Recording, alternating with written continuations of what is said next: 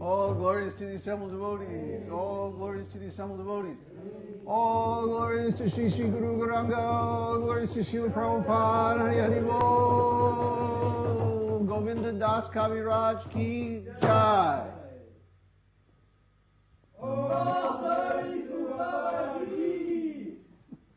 Namo Vishnu Padaya Krishna Prasthaya Bhagavate Śrīmad Bhaktivedanta Swami Shamane Namaste Saraswati Devi Gauravani Pacharane Nirvishesha Shunyavadi Paschachadesha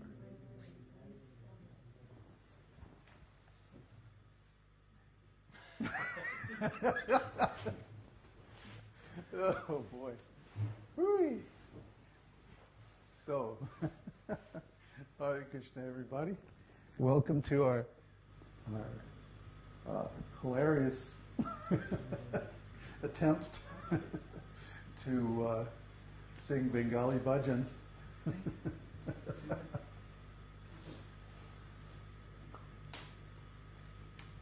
So adjust the sound for speech.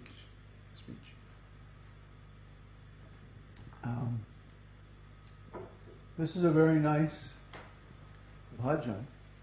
Bhajan means worship. So when we do kirtan, we're chanting the holy name together. But when we do bhajan, it means a more thoughtful, artistic exploration of the nuances of the bhakti rasa. So this song, very nice song by Govinda Das Kavirāja. He's one of our predecessor acharyas in the lineage, Vaishnava lineage from Lord Chaitanya. And he says, Bhajahu re mana śrī-nanda-nandana abhaya-caraṇāravinda re. O mind, just worship the lotus feet of the son of Nanda, Sri Krishna, which make one fearless. Durlabha mānava-janama sat-saṅge, taroho bhava-sindhu re. Having obtained this rare human birth, cross over this ocean of worldly existence through the association of saintly persons. Śīta, ātapa, bāta, bariṣaṇa, dina, jāminī, jāgi re. Day and night I remain sleepless, suffering heat and cold, wind and rain. Biphale, sevinu, kṛpaṇa, durajana, chapala sukha labha lagi re. For a bit of flickering happiness I have vainly served wicked and miserly men.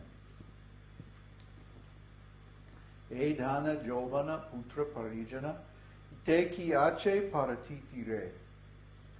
What assurance of real happiness is there in all one's wealth, youth, sons, and relatives?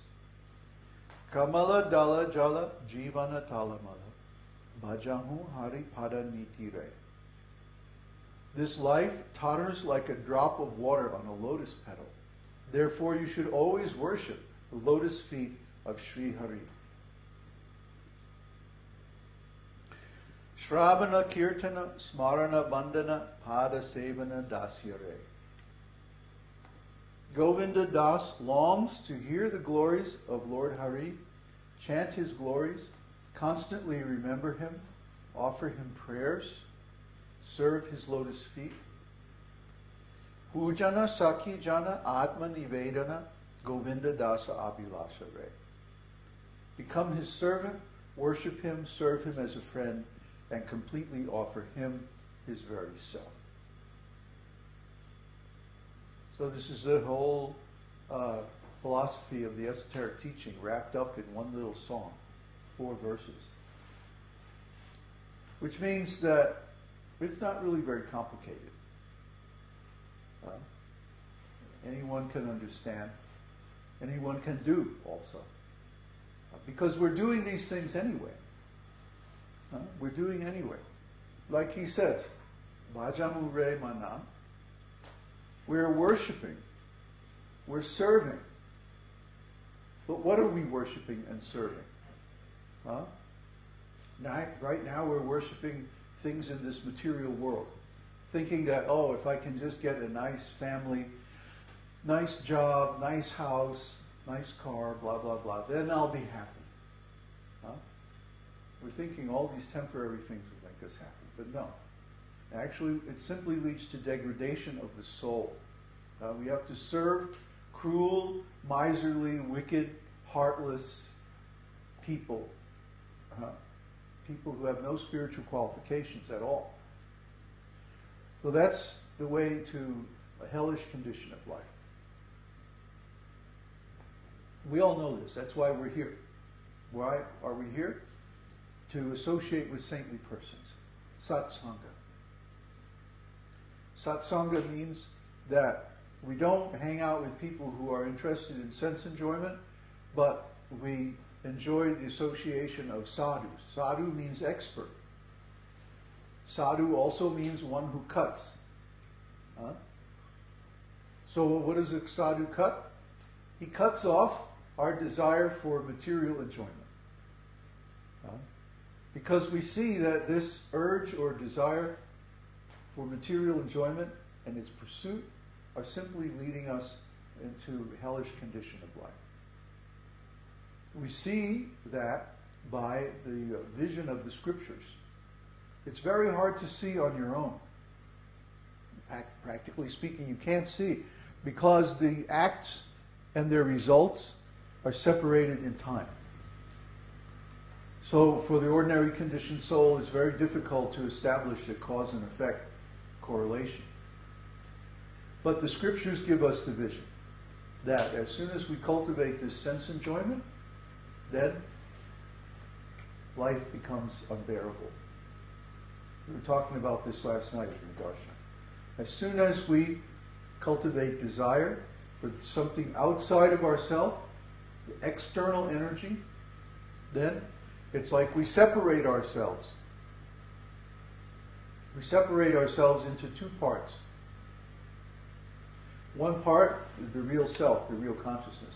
And then the other part is this false image that we project, this desire that we project on the material energy. And we think, oh, if I can just get my material desires, then I'll be happy. But even if we get what we desire, we're still not happy. Because we have not healed this split within ourselves. We haven't come back to our real self. Our real self is servant of Krishna. Not a forcible servant, but a voluntary servant.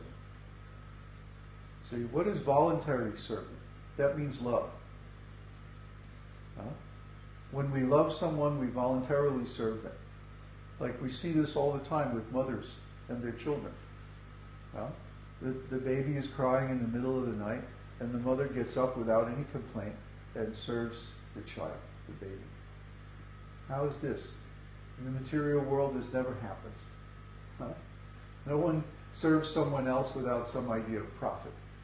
Yet we see in motherhood closest thing to unconditional love, which means service without any thought of reward. The service itself is beautiful. The service itself is rewarding, satisfying. So we don't need any additional reward. We're not doing it for the reward, we're doing it for the sweet taste of the service itself. This is real life. This is real pleasure.